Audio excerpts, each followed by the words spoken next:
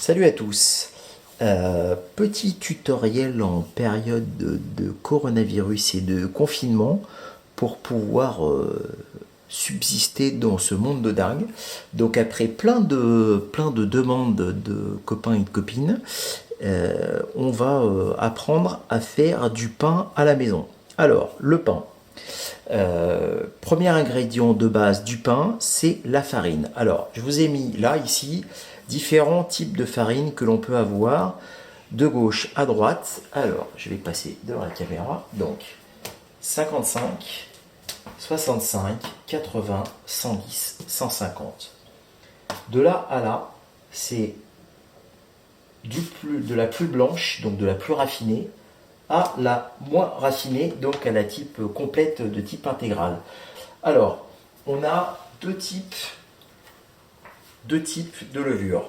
Soit on prend de la levure fraîche, on en a, soit de la levure de type sèche.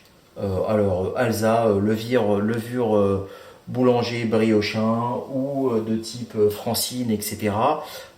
Ça sera un petit peu différent sur la manière de les utiliser. Je vais vous donner les ingrédients après. Donc là, déjà, pour la recette, ce qu'on va faire, on va prendre 1 kg de farine, moitié de type 150, moitié de type 55. Alors, en levure de boulanger sèche, on va mettre un sachet, 5,5. Ne regardez pas les recettes qu'il y a derrière ça, ça ne veut rien dire, puisque la recette qu'on va faire, c'est un truc qui s'appelle le Respectus Panis, qui demande du faible ensemencement, du faible sel, mais vous verrez que le goût n'en sera que meilleur. Donc, un sachet simplement de levure, 16 g de sel, 1 kg de farine, entre 700 et 730 g d'eau en fonction du type de farine. Avec la farine qu'on va mettre là, j'ai mis à peu près 720 g d'eau. Voilà, rien de plus, il n'y a rien besoin d'autre. Et maintenant, on va passer à la technique de fabrication.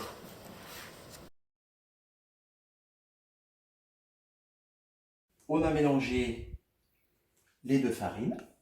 Donc là, on a le mélange entre la 150 et la 55. Ce qu'on va faire, d'abord dans un premier temps, c'est qu'on va mettre le sel directement dans la farine pour pouvoir bien mélanger le sel de manière à ce que diluer le sel dans la quantité totale de la farine, parce que en fait le sel, le problème c'est que ça tue les levures. Donc il faut absolument éviter de le mettre en contact avec les levures de manière massive. Voilà. Donc une fois qu'on a fait ça, le mélange sec est prêt. Alors ce qu'on va faire, c'est maintenant on va préparer l'eau avec la levure. Donc on va faire chauffer l'eau. L'eau doit être chauffée à idéalement 35 degrés.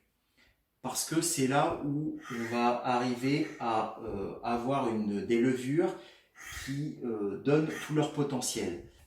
Par contre, il y a un truc qui est très important pour l'eau, c'est que l'eau ne doit jamais dépasser 37 degrés. Pourquoi? Parce qu'à partir au-dessus de 37 degrés, les levures qui sont en contact avec l'eau meurent. Donc, il faut impérativement qu'on fasse chauffer l'eau à moins de 37 degrés. L'idéal, c'est 35. Donc, si on a un petit thermomètre et on va regarder ça. Sinon, c'est une eau tiède, surtout pas chaude. Il vaut mieux qu'elle soit un peu en dessous que trop au-dessus pour qu'elle tue les levures. Donc si vous n'avez pas de thermomètre pour prendre la température de votre eau, une eau tiède, ça suffit, c'est-à-dire une eau dans laquelle sous la douche on trouverait ça genre limite un peu frais. Voilà. Alors, température de l'eau. Ça me donne la température.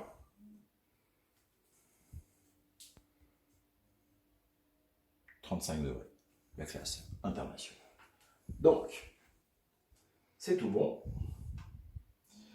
On va pouvoir mélanger notre levure avec l'eau. Alors, moi, j'ai de la levure fraîche. Alors, ce qui se passe, c'est que là, je vais mettre la levure fraîche. Si on avait de la levure en sachet, ce qu'il faut faire, c'est qu'il faut la laisser se réhydrater et se réactiver. Enfin, se réactiver, c'est un bien grand mot, mais on va dire se réhydrater et reprendre un peu du peps.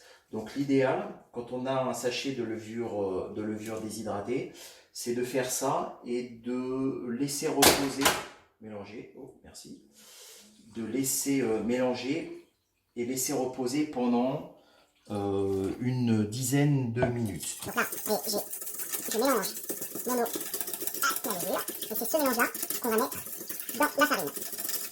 Voilà. On va passer toute l'eau pour avoir bien un bon mélange. Voilà, donc si on est en levure déshydratée, on va la laisser reprendre un peu du peps et rendez-vous dans 10 minutes. Là, comme c'est de la levure fraîche, il n'y a pas vraiment besoin. Donc on va pouvoir venir directement faire le mélange. Donc, rien d'extraordinaire pour ceux qui ont déjà fait de la pâtisserie. Vraiment rien de compliqué. On va faire un puits au milieu. On a enlevé toutes les bagouses, hein. On s'est bien lavé les mains, bien évidemment. Voilà, donc je vais mettre une partie de mon eau au milieu, à peu près la moitié de mon eau déjà. Et on va mouiller. Alors, le principe dans la méthode du Respectus Panis, c'est que contrairement à du pain en version tradition, il n'y a pas besoin de pétrin. Il n'y a pas besoin de pétrir pendant des plombes, parce qu'en fait, toute la structure enzymatique du pain va se faire à la pousse, parce que la pousse va se faire non pas au frigo, mais va se faire à température ambiante pendant des heures et des heures. Donc en fait, on va pétrir un minimum, juste ce dont on a besoin pour avoir une pâte homogène.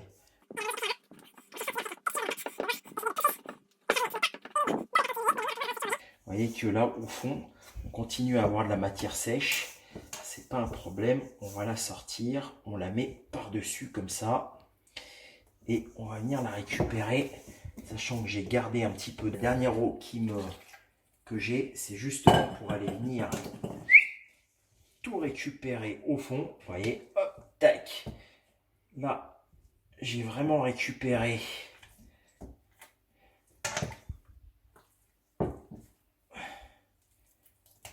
J'en ai pas mal d'eau là. Peut-être un petit peu trop. Parce que peut-être que 700 avec cette farine là aurait été suffisant. Je vais avoir un pain un peu, ouais, une pâte un peu humide là. Hein. Ouais, je vais rajouter une centaine de grammes là de farine. Ouais, j'ai dû rajouter une centaine de grammes de farine. Si on voit la texture, là, ça y est. Là, on commence à avoir une pâte, voilà, qui est élastique, qui est homogène. Voilà, donc, j'ai pas besoin de la pétrir plus que ça. J'ai pas besoin. Ce que je vais faire, c'est que je vais former à l'intérieur de mon saladier une boule, un pâton. Et là, à partir de maintenant, on va lui laisser 1 heure pour prendre de la force un petit peu, se reposer. Et dans 1 heure, je vais lui faire ce que l'on appelle des tours. C'est-à-dire que justement, on va la replier sur elle-même 2 fois dans un sens, 2 fois dans un autre, pour donner de la force à la pâte, incorporer de l'air, de manière à ce qu'après, quand elle se repose, le réseau gluténique se développe. Donc pour ça, il y a besoin de la replier sur elle-même. En attendant, elle a besoin de se reposer un peu. Donc là, vous voyez, je l'ai pétri quoi 3 minutes, hein, pas plus. Hein, il n'y a vraiment pas besoin de la travailler beaucoup. C'est le temps qui va le faire. Alors, je ne suis pas contaminé jusqu'à preuve du contraire, ni par le coronavirus, ni par autre chose de type Alzheimer précoce, enfin, pas que j'en sache. Pour autant, j'ai oublié de vous dire un truc, c'est que bien sûr, la pâte, on va la laisser reposer pendant 1 heure, mais il faut qu'elle soit couverte, bien évidemment. Donc, j'ai fait chauffer un torchon humide de manière à donner un petit peu d'humidité. Hop, tac, je couvre. Et là, maintenant, on attend 1 heure. Pas avant. Si on ne laisse pas couvert, ça marche beaucoup moins bien.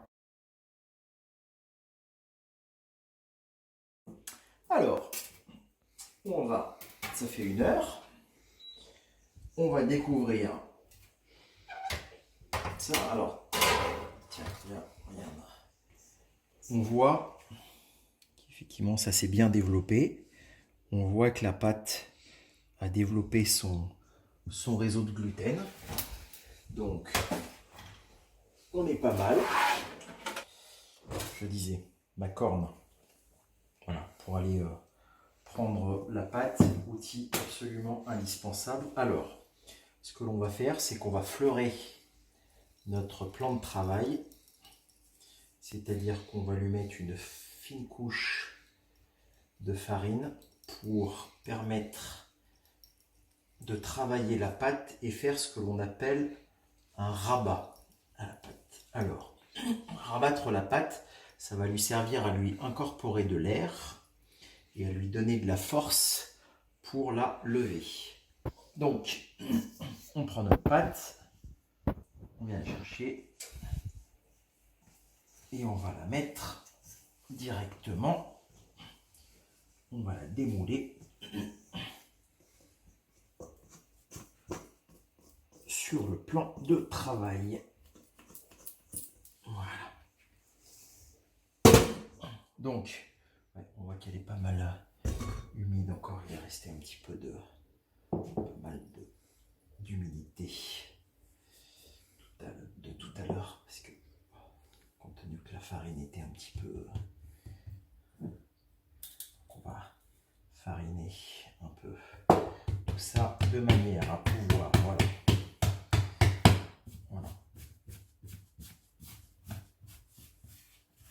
Donc, et on va venir prendre la farine là, on va mettre un petit peu encore, et puis là aussi, voilà. Donc là l'idée c'est de faire donc un rabat, donc on va la plier 2 fois dans le sens de la longueur, 2 fois dans le sens de la largeur. Donc là je l'étire pour pouvoir quand même lui donner un peu de surface, voilà. Et alors on va faire une fois dans ce sens là, une fois dans ce sens là. Là déjà on a fait la moitié du job, une fois dans le sens de la longueur, une fois dans le sens de la largeur, et je refais une fois dans ce sens là et une fois dans ce sens là. Une fois que je suis là, normalement j'ai fait mon job. Je vais lui donner une forme de boule. Vous voyez, allez, elle est bien, ma pâte là elle est bien souple, elle n'est plus humide. Je peux vraiment voilà, je peux la bouler comme ça. Et là maintenant, je vais le mettre dans un grand récipient. Soit on a un bac qui ferme avec un couvercle, ça c'est le top, c'est l'idéal, des bacs à pain. Soit on va faire comme ça, on va faire avec les moyens du bord. Tout le monde n'a pas le... C'est pour ça que je vais le faire comme ça aujourd'hui, pour montrer qu'on peut faire du pain quelles que soient les conditions chez soi, même en période de coronavirus. Donc, on a la boule. Ce que j'ai fait, c'est que j'ai fait retiédir un torchon humide. On va le mettre... il faut que le récipient soit super grand, hein, parce que demain, la pâte, elle vient à ce niveau-là. Hein. Donc, il lui faut vraiment de quoi s'expanser. Hein. Quand on dit ça, c'est-à-dire que la pâte, elle va prendre tout ça demain. Donc, il ne faut pas du tout le mettre dans ça, par exemple, ça ne suffirait pas à ce que la pâte s'expanse correctement. Donc, je lui remets un torchon et je vais lui mettre dessus quelque chose qui est suffisamment large pour faire vraiment étanchéité, pour qu'on garde bien une couverture, que ça soit bien fermé. C'est hyper important pour que la pousse puisse se faire, que ça soit bien fermé. Et là maintenant, on attend pendant 14 à 16 heures. Alors c'est super long, c'est pour ça qu'il faut le faire la veille pour le lendemain. Donc le pain, méthode Respectus Panis, ça se planifie un petit peu. Donc là maintenant, température ambiante, surtout pas de frigo, nada. Température ambiante, idéale, 20-21 degrés. On attend ça, on lui laisse 14 à 16 heures, on l'oublie, et dans 14 à 16 heures, on fera la suite pour venir le façonner. Bien, donc il y a eu un petit problème avec la vidéo, donc j'ai récupéré ma pâte qui avait bien poussé, hein, qui était jusque là, je l'ai sortie, elle était bien belle, je l'ai mise sur mon plan de travail qui est fariné. Alors, mon plan de travail qui est fariné, une fois que j'ai récupéré ma pâte, vous voyez, il faut qu'elle arrête de coller au plan, donc je vais récupérer ma farine, comme ça, voilà. Donc là, l'idée, c'est de faire le façonnage un petit peu comme on fait avec les baguettes. Donc, on fait un rectangle, je colle encore un peu.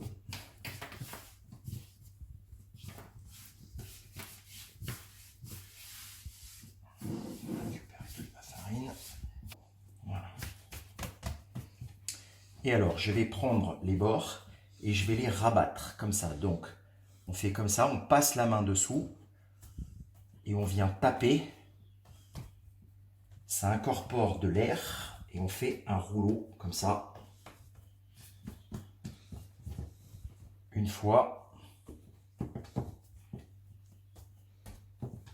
deux fois. Là, je vais retourner ma pâte.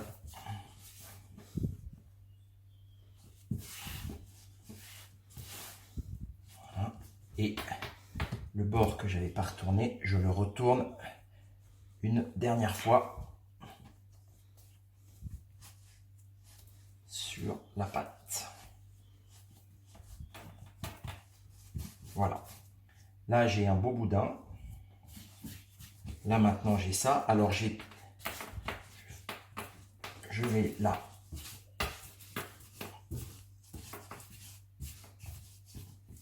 la tourner. Voilà, ça y est. Là, j'ai une belle pâte, un beau pâton. Donc là, maintenant, la soudure est dessous. Je vais la prendre et je la mets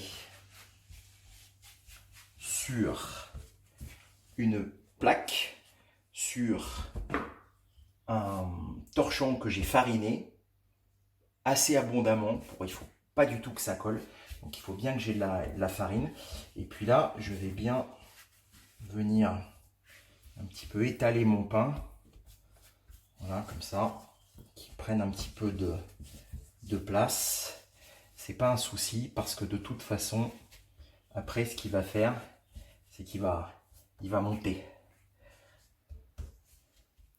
Voilà. Et donc là, on est parti pour 1 heure de pousse. Et oui, encore 1 heure d'attente. On va lui laisser reprendre un petit peu de volume.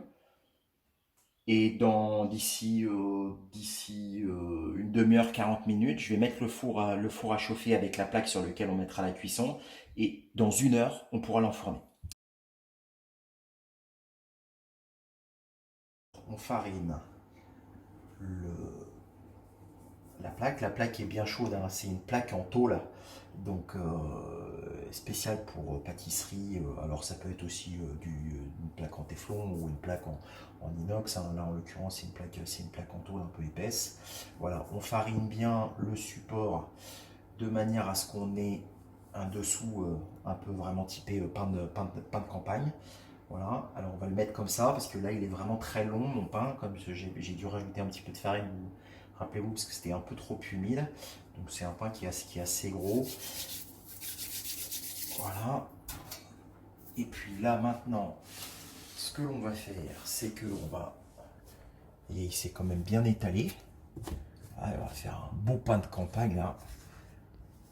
Alors on vient avec la plaque comme ça. Hop. Hop là. Voilà, il est un peu gros, hein.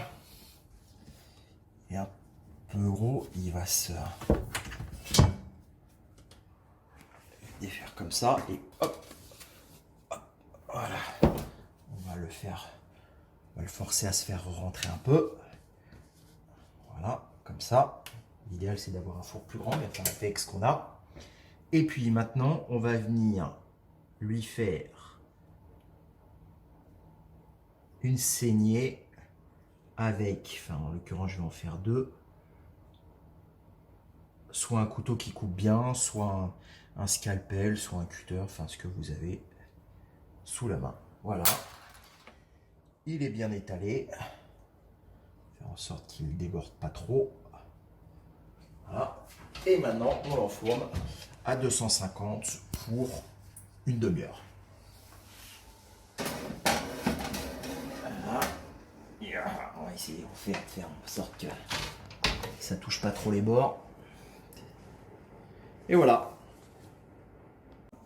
Alors, une demi-heure de cuisson.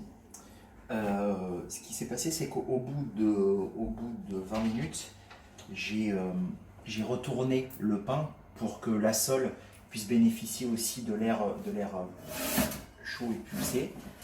Et pas mal, hein, ça a gonflé quand même. Donc, là, on a avec un bon gros pain. Alors, voilà, c'est pas un pain. Alors, ouais, il sonne bien creux. Là aussi, il sonne bien creux, vous voyez. Donc, on a la sole, comme je disais tout à l'heure, d'un vrai pain. Il a passé, quand je l'ai retourné au bout de 20 minutes, et il a passé ouais, une petite dizaine de minutes comme ça, face vers le haut, puis après, avant de le ressortir là, je l'ai remis dans l'autre sens. Donc là, maintenant, ce qu'on va faire, c'est qu'on va le laisser refroidir sur une grille aérée par le dessous, surtout pas en contact directement avec du sol. Il faut résister à la tentation de s'en couper une tranche dès maintenant, parce que si on fait ça, ce qui va se passer, c'est que toute l'humidité, la vapeur d'eau va s'échapper en fait du pain et il va se conserver beaucoup moins bien et il va pas au niveau de la croûte se réapproprier en fait la fin de la cuisson et un petit peu de moelleux. Donc là on attend qu'il refroidisse. Après une fois qu'il est tiède, là il commence à chanter. C'est-à-dire que quand il commence à refroidir, on entend le pain se craqueler, donc il va cracouiller un peu de partout. C'est tout à fait normal. Donc là, on lui fiche la paix et on peut le consommer à partir de dans à peu près une heure. Voilà. Donc juste une petite chose, ça a été fait vraiment un peu à l'arrache avec un mélange de farine dont la T55, dont on a vu que ça nécessitait moins d'eau. Donc on était parti sur 720 d'eau. En fait, moi j'ai l'habitude de faire des pains avec des farines plus complètes que ça. Faire un mélange comme on a fait, je pense qu'on est plutôt sur du 670 d'eau. Ouais, 670 d'eau max. Je pense que je referai un test. Bon voilà, mais je vous ai montré aussi comment on pouvait rattraper le coup, sachant qu'on a vu que jusqu'au bout, ça a été un petit peu une lutte, parce que c'est quelque chose qui a gardé beaucoup d'élasticité et qui était assez humide, beaucoup même sur le façonnage, etc. Donc on garde les dosages de 700 ou 720 sur des farines full 130 voire 150, et quand on est sur des farines comme ça, on met un peu moins et puis après on regarde à la pâte. Voilà, mais rien d'irrémédiable. Au final, notre pain, il est quand même pas mal du tout. Allez, take care.